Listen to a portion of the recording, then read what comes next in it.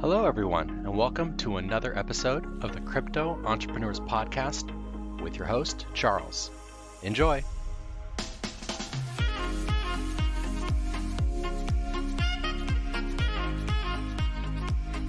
Hello, and welcome to episode 32 of the Crypto Entrepreneurs Podcast. Today, we're going to be sitting down with Crypt Malone, aka Posty. He's a trader and he's also the founder of Elevate UX, and today we're going to be spending a bulk of our time talking about what makes a great user experience. This is with regards to, exchanges, websites, wallets, etc., etc. So without further ado, let's get into it. Before we really get into it, I always like to get a little bit of background on my guests. So can you just tell us a little bit about what you were doing before you found cryptocurrencies? Just so we can kind of bridge that gap to from then to what you're doing now?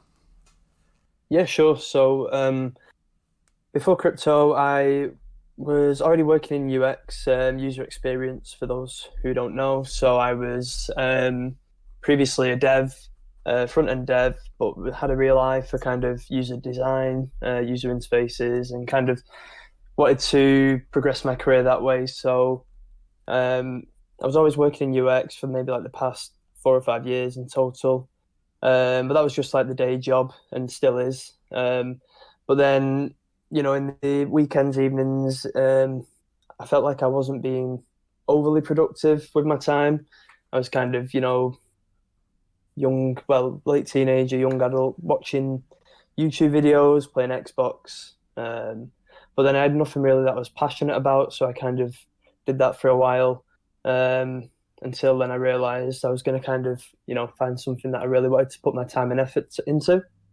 So that's when I kind of, probably about 2 years ago now, come across, stock market investing and did quite a bit of research into that. And whilst I was doing that, I noticed that like crypto was kind of booming.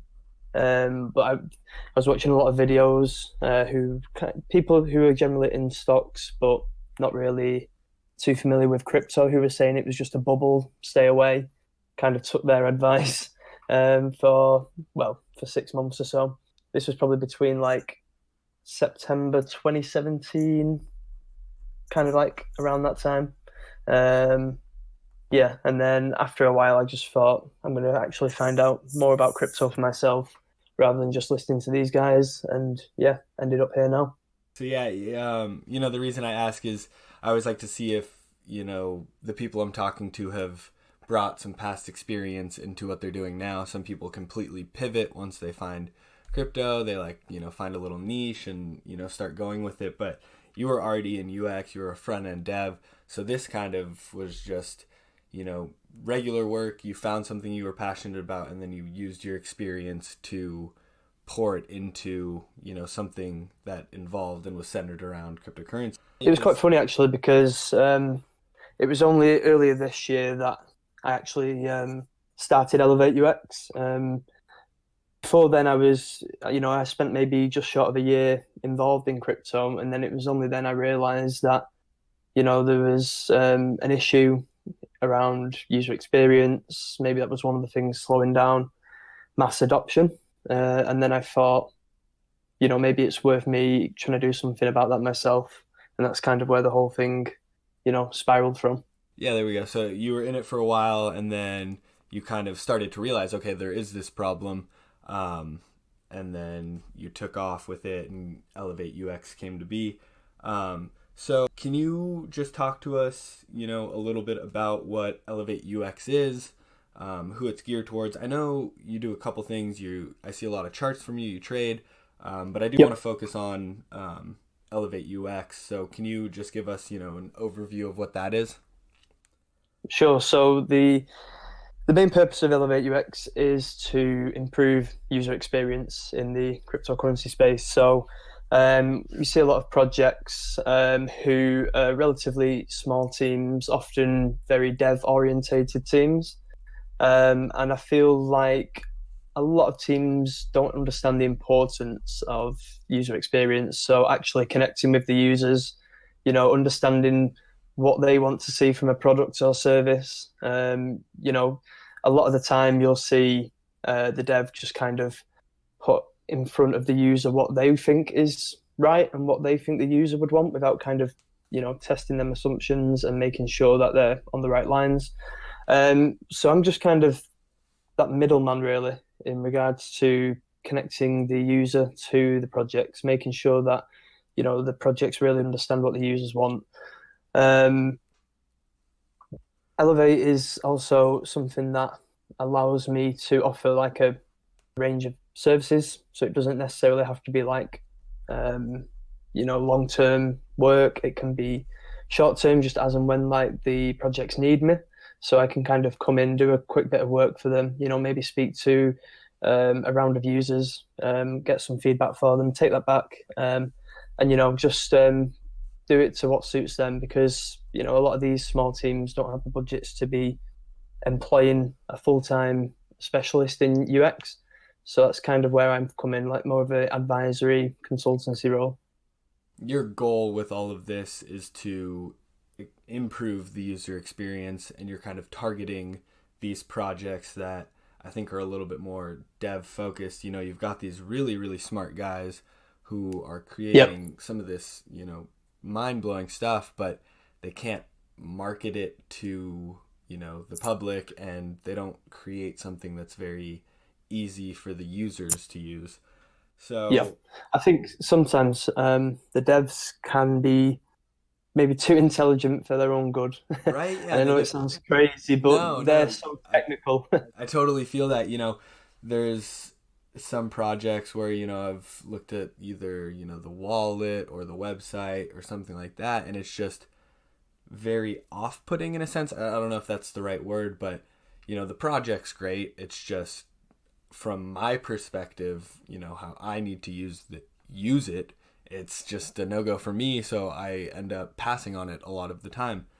So I think that a lot of the time you'll see that the products they're definitely not wrong. What their thought process and what they're trying to do is extremely good with great intentions, but it's just making sure that it caters for all audiences, all users.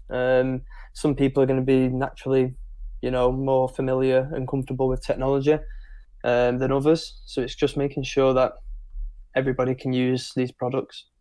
Exactly. Yeah. We are kind of a little bit ahead of the curve in a sense with regards to, our tech knowledge. We're all involved in crypto. But I like what you said about, it really needs to be plain and simple and cater to everybody. A lot of the people that I talk to when I say, what do you think will help drive adoption? It's, ease of use for new users, because so many people that I talk to, especially on the podcast, who had gotten in to crypto a lot earlier, they said, everything was just a mess. We've come miles since then, but a lot of them said, I tried to set up a wallet or something and I gave up because it was too hard. So I really like that. I think one thing that I always ask to projects as well is, if there is an easier alternative out there, why would they use your product or service? Because, it can have all the, brilliant features, great functionality in the back end, but if it isn't easy to use, they're going to look elsewhere. Exactly. You just want to make it as simple as possible for people. So that's one of the things, that kind of transitions into my next question, which is, what makes a great user experience? Obviously, ease of use. But, you're the expert here. You probably know, more of the, I guess, psychology of it. So can you just talk to us about a couple things, that make a user experience really great? Sure. I think first off, I have to say that, there are many components to what makes a good user experience. It isn't just one or two things, but it can be even more kind of complicated when it comes to blockchain and cryptocurrencies, because of just how technical it really is and how we have to dumb it down, maybe more than kind of like the average product or service in the so-and-so, real world.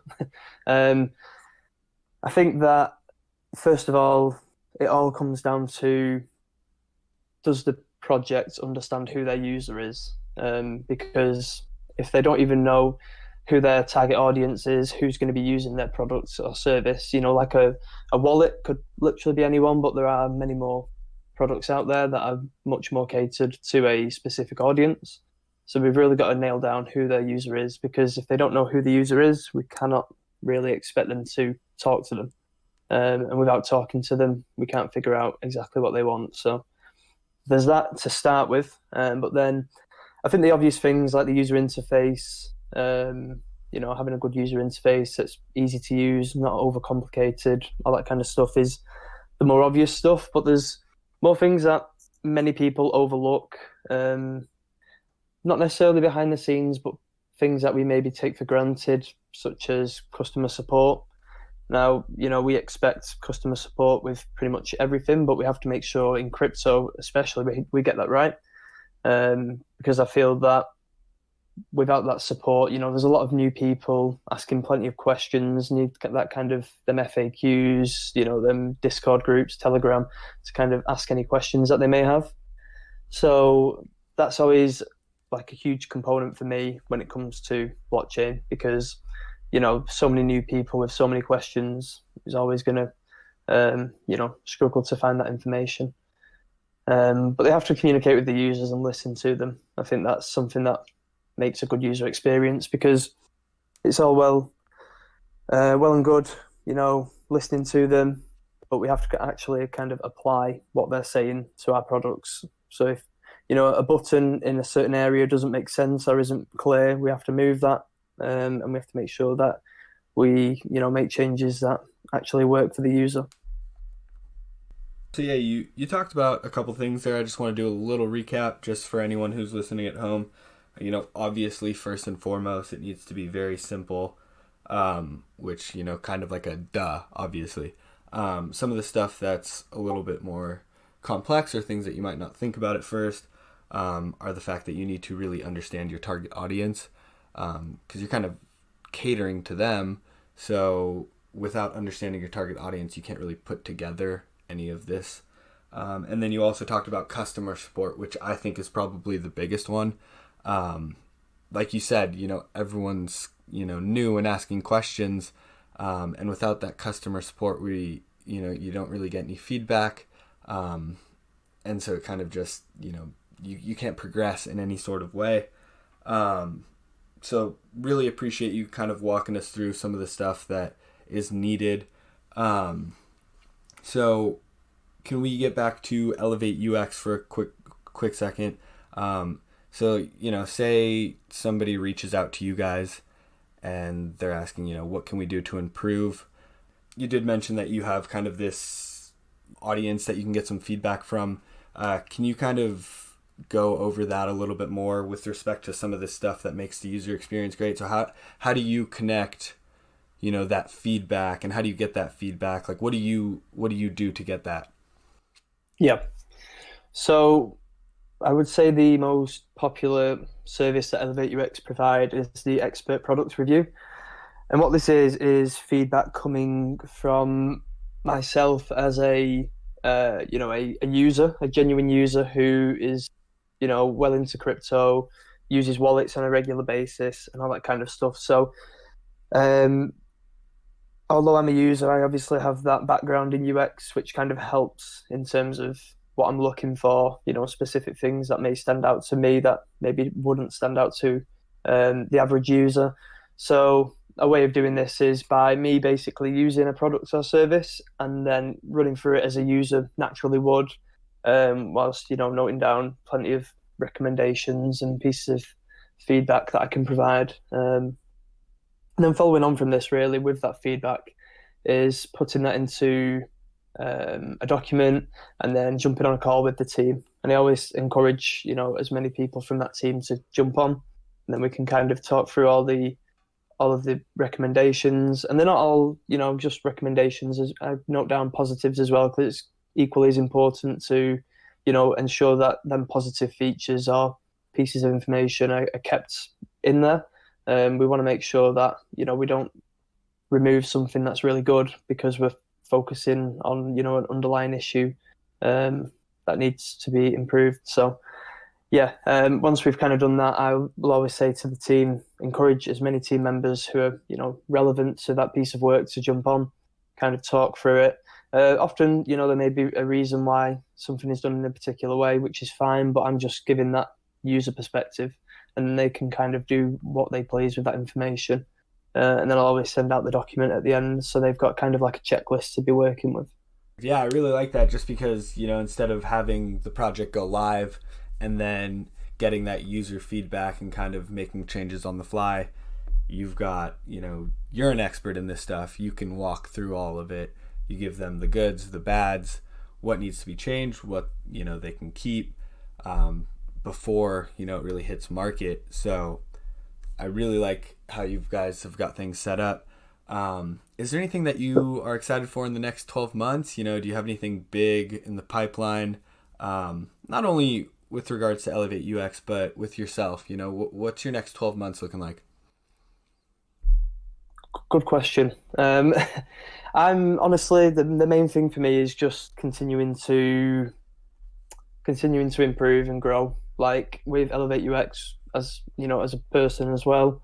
And that revolves around trading. At the moment, I spend a lot of my time splitting up tasks and days, with portions of it going towards trading and development, and then also with Elevate UX as well. So kind of balancing that stuff out on a daily basis. But over the next 12 months, one of the bigger pieces of work that I'm working on at the moment is working with a good friend of mine called Rob, developing and basically designing the Beaksy mobile app, which will be a important liquidity solution in my opinion. So that's really exciting. Rob's a designer. He's working on that, and I kind of steer the ship when it comes to the research and the user perspective and guide that. So that's really exciting that we've kind of got going on in the background at the moment.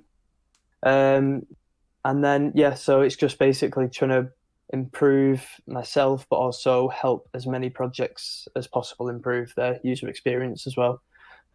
So if anybody wanted to kind of reach out to me, I'm all over Twitter. I've got the elevateux.io website open there with the contact form. There's plenty of ways to get in touch, and then just kind of speak to us about what suits them and how we can progress. Because although I mentioned that service earlier, I'm really flexible in kind of, listening to the project's needs. So kind of working on that side of things and then tailoring what they need, and helping them that way.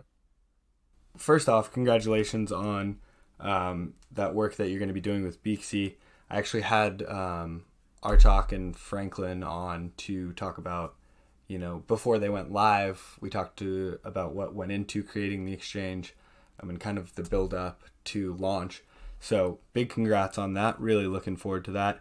And then you talked about your trading. Of course, everyone should always be trying to improve their trading if they are going to be trading. It's not for everybody. But it sounds like you got a lot coming up. And you did mention your website, your Twitter. We're going to have all that in the show notes for anyone who wants to reach out. You can just head down to the show notes, and we'll have that all for you. So really appreciate you kind of walking us through what your project does and how you can help others and kind of, push adoption and growth in the space. So before we go, can you just give us one overarching tip for anyone who's building something right now? From the UX perspective, what's something that they need? Yeah, sure. Yeah, what's something they need to be doing? If I had to put it down to one thing, would have to be. There's a million things that they need to do to get it right, Yeah. obviously, but I think your biggest tip. Yeah, I think all them things, the millions of things that we need to consider all boils down to listening to the end user. So, without actually speaking to that user, without acknowledging what they want and what they think, we could be wasting time, money, resources, building something that, is just never going to work. So the earlier we speak to users, and, the more that we kind of take from them, the better. That would be my, overarching piece of advice. I think that's perfect. You got to do a lot of beta testing, really, really just speak to the end users, because, yeah, like you said, you can have, the greatest product on the market, but if it's not user friendly, it's not easy to use, people are going to move on. And sorry, I'm just going to add one more thing to that as well, because No, I don't think I've covered it. But please. one thing I've noticed is once something goes live, a lot of projects maybe, leave it there, think that their job is done. It's definitely not the case. Continuing to improve and iterate that process is, hugely important. So yeah, just kind of making sure that we continue to speak to users going forward, and then we can always keep on top of the market and keep in front.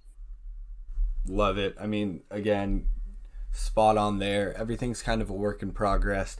As soon as you kind of plateau and stagnate is when you start losing your market share. Other people come in, they improve on your product. So just continuing to develop and grow is probably the most important thing.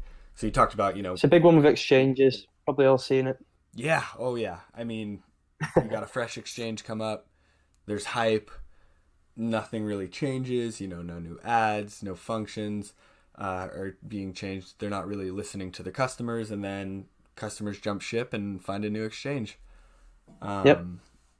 All right, man. So I think that covers everything. Is there anything else that we may have missed that you want people to know before we go? No, I think I've covered everything there. Just want to say thanks for having me. It's been a really good chat. Of course, man. I really appreciate you coming on. And again, for everyone listening, if you want to get a hold of Posty, I'll have everything in the show notes. Reach out to him on Twitter. I'm sure he'd be happy to help with anything.